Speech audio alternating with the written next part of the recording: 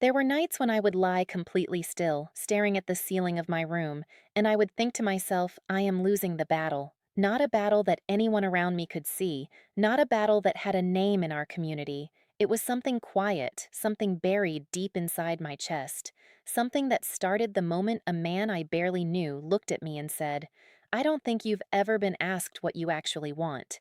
I remember not knowing what to say. I remember feeling a warmth rise into my face that had nothing to do with the summer air, and I remember the way that question followed me home, followed me into my kitchen, followed me into my prayers, and followed me into the dark silence of every single night after that. I told myself it meant nothing, but I already knew it meant everything. My name is Hannah. I grew up in Lancaster County, Pennsylvania, in a tight-knit Amish community where I knew the name of every family within 5 miles, and every family knew mine. I was the second daughter of a man who believed that a quiet life was a faithful life, and a mother who taught me before I could read that humility was not a weakness, it was our greatest strength. I believed her. I believed everything I was raised to believe, not because I was forced to, but because it made sense to me. The simplicity of our life, the rhythm of our days, the way everything had its proper place and its proper time, it gave me peace. I had never once looked at the world beyond our community and thought, I want that. I had never needed to. My mornings started before the sun. Chores came first, feeding the animals, carrying wood, helping my mother prepare breakfast for my father and my younger brothers. Then came the slower parts of the day, the sewing, the gardening, the visiting with neighbors, the quiet afternoons where the only sounds were birdsong and the distant work of the farm. I liked those hours. There was comfort in the predictability of them. I knew what was coming because it had always come before, and that knowledge felt like something solid under my feet. I had a future that was already taking shape around me. There was a young man in our community named Eli who had expressed interest in me, and my family considered it a good match. Everyone around me seemed to agree that my life was moving in exactly the right direction, but I had never once sat alone and asked myself if that direction was truly mine. The outsider arrived in early June. His name was Daniel, and he had come to the area with a photography project, something about documenting rural American life. He was respectful from the first moment. He asked permission before he ever lifted a camera. He thanked people with genuine warmth and never seemed to be performing his kindness for an audience.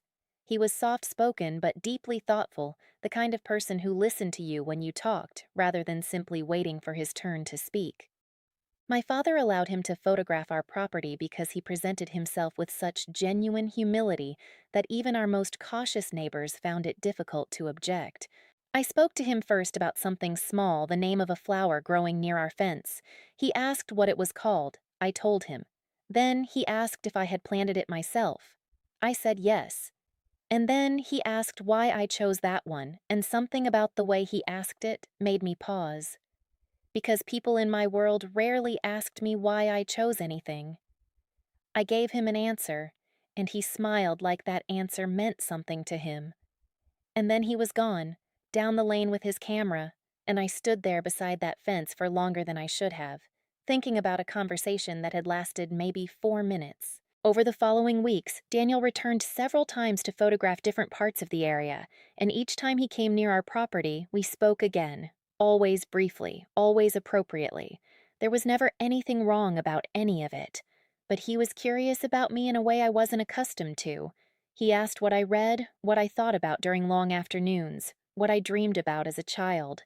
No one had ever asked me those things, and instead of feeling uncomfortable with those questions, I felt something much more disorienting. I felt seen. And feeling seen, I discovered, is one of the most powerful and terrifying experiences a person can have when they have spent their whole life being quietly invisible inside their own story. The nights started changing before I even understood what was happening.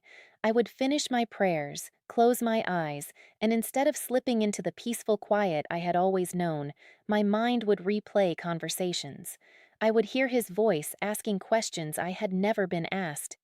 I would think of answers I hadn't given because I didn't know how, answers that lived somewhere deeper inside me than I had ever explored.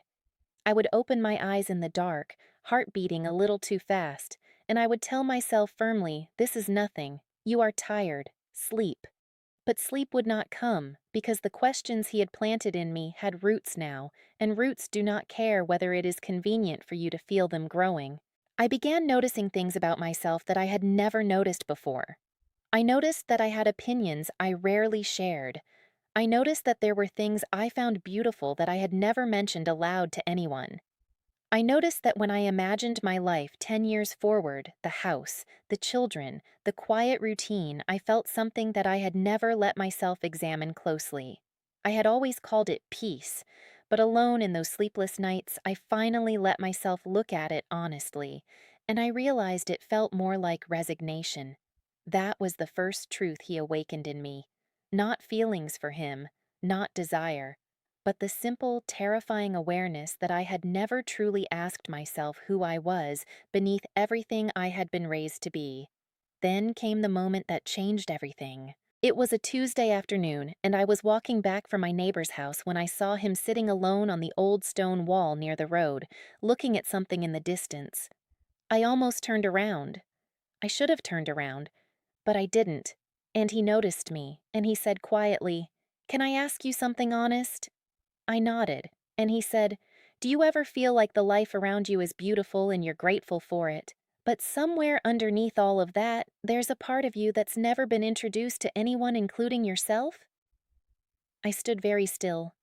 My heart was loud in my ears. I didn't answer right away because there were no words available to me for what I was feeling. And then I said, very quietly, "Yes." Just that one word. But saying it felt like opening a door I had kept locked for years without ever knowing it had a lock on it. He left the area 3 days later.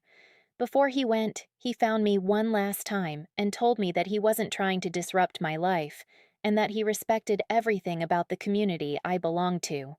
He said he had met many people in his travels, and that very few of them had as much quiet strength as I did. And then he said, and I have never forgotten this, he said, "Whatever you do with what you feel, Hannah, make sure it's honest. That's all." And he walked away. And I stood there on that road and felt every single thing I had been quietly carrying for weeks rise up inside me at once, and I had to close my eyes just to keep my balance. The nights after he left were the hardest ones. I couldn't speak to anyone about it. How would I even begin? I went through my days performing every task exactly as I always had, speaking to my mother and my brothers and my neighbors as though nothing had changed, but inside me everything had shifted. I was haunted by the honesty I had whispered on that road. I was exhausted from the weight of feelings I couldn't name. I prayed harder than I had ever prayed, not for the feelings to disappear, but for the wisdom to understand what they were trying to teach me, because I had begun to realize something. These emotions were not the enemy. My fear of understanding them, that was the real battle. I had been fighting the wrong thing. I spent many nights in honest conversation with myself and with God, the kind of conversation where you stop performing and simply tell the truth. And the truth was, this Daniel had not broken anything inside me. He had revealed something that was already there, something that had always been waiting to be noticed. My desire to be known, my unasked questions about my own heart, my quiet longing not for a different life necessarily, but for a deeper, more honest relationship with the one I already had. Those were not shameful things. They were human things. They were mine. I made a choice eventually. I chose to stay. But it was no longer the staying of someone who had never considered anything else. It was a conscious, honest, fully aware choice made by a woman who finally understood herself well enough to make it with meaning. I had a conversation with Eli that was more open and more real than any we had shared before, and I told him things about myself that I had never told anyone. And something between us shifted into something truer and more solid than what had existed before. My faith deepened too, not because I stopped questioning, but because I began bringing my real questions to it, rather than hiding them underneath it. I learned something through all of it that I carry with me every single day now. Some people do not come into your life to become your future. They come to help you find yourself. Daniel never took anything from me. He simply asked enough honest questions that I finally started asking them too. And the woman who came out on the other side of those sleepless nights, those prayers, that silent and invisible battle, she is fuller than she was before. She is braver. She is real in a way she was not real before. And I will never stop being grateful for what that struggle taught me about who I truly am. If you are watching this today, I want to ask you something from the bottom of my heart. Has someone ever come into your life and awakened feelings or questions inside you that you simply could not go back to ignoring? Maybe it wasn't romantic. Maybe it was a stranger who said one honest thing. Maybe it was a friendship that made you see yourself differently. Whatever it was, I want to hear about it. Please leave your story in the comments below, because I believe there are more of us carrying quiet battles than anyone knows, and the bravest thing we can do is start talking about them honestly. And if this story touched something real inside you, please share it with someone who might need to hear it today. Sometimes all a person needs to know is that they are not alone in their fight.